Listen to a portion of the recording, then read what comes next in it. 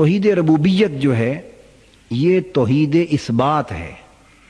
توحید اثبات، اللہ کی وجود کا ثابت کرنا، اللہ کا خالق و مالک ہونا ثابت کرنا، اللہ کی ذات اور صفات اور افعال اسماء کو ثابت کرنا، یہ توحید اثبات کہلاتی ہے.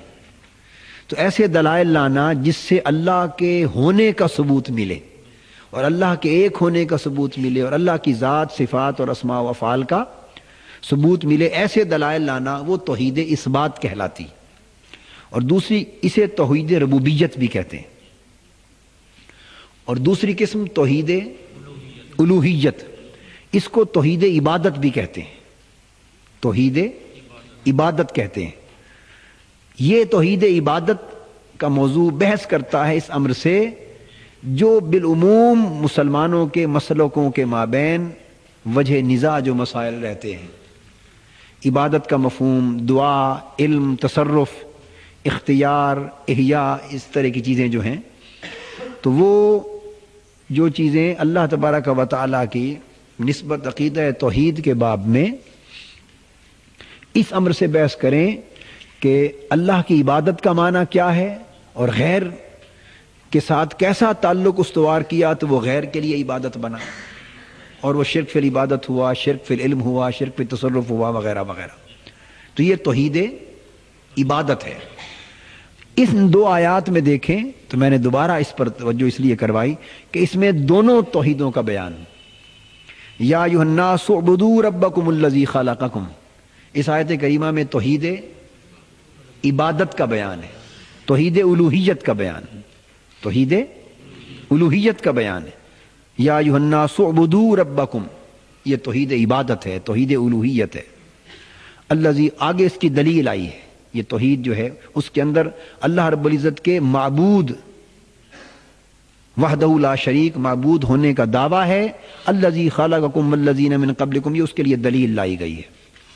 اور اسی مضمون دلیل سے لے کر الذی جعل لکم الارض فراشا والسماء بناء فلا تجعلوا للہ اندادا تک، یہ سارا بیان جو ہے یہ توحید ربوبیت کا ہے. توحید ربوبیت، اس میں اللہ کے خالق ہونے کا اس بات ہے. اور زمین کو بچھونا بنانا، آسمان کو عمارت، پھر ہر پانی اتارنا، پھر میوے اور پھل پیدا کرنا، یہ وہ افعال ہیں کہ جن کے اس بات سے اللہ کے ہونے کی دلیل ملتی ہے، خبر ملتی ہے. تو اس میں توحید ربوبیت بھی ہوئی اور توحید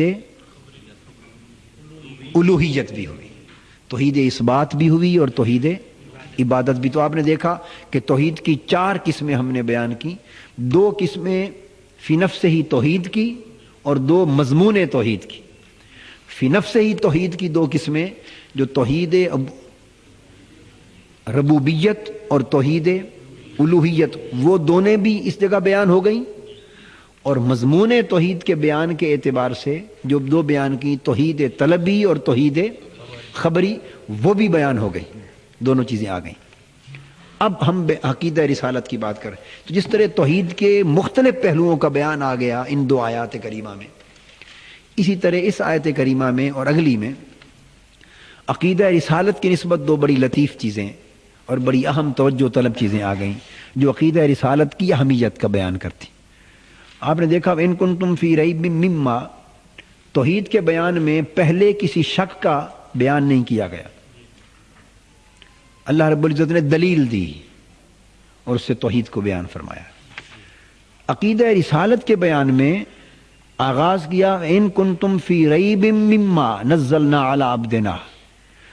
تو جو کلام اور جو وحی حضور علیہ الصلوۃ والسلام پر نازل ہوئی، تو کلام کا کسی اللہ کے برگزیدہ بندے پر اللہ کی وحی کا نازل ہونا یہ نبوت و رسالت ہے. کتاب کا نازل ہونا یہ بیان رسالت ہے.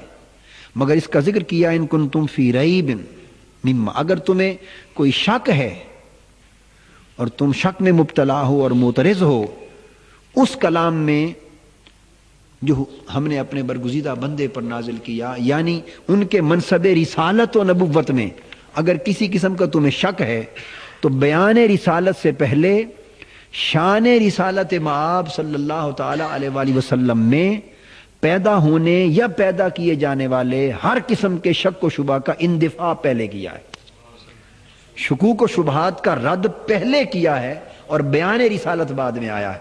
گویا بیان رسالت محمدی صلی اللہ علیہ وآلہ وسلم ہو اور ذہنوں میں شکوک ہوں، شبہات ہوں، وساوس ہوں، اللہ رب العزت کو یہ کیفیت گوارا نہیں ہے۔ مصطفیٰ برسا خیشرا کے دی ہماؤس، اگر بہو نہ رسیدی تمام بولا حبیس۔ یہ عقیدہ وہ ہے کہ ہر قسم کے شک و شبہ سے دل و دماغ کو پاک کر کے پھر اس بارگاہ میں جھکا جائے تو اس عقیدے کی برکات ہوں گی۔ تو اللہ پاک نے پہلے ریب کو رفع فرمایا، اور جو پہلے فرمایا ذالک الکتاب لا ریب فیہ، وہ بھی بیان تو قرآن کی صداقت و حقانیت کا ہے، مگر قرآن کی صداقت و حقانیت کا بیان کرنا در حقیقت صداقت رسالت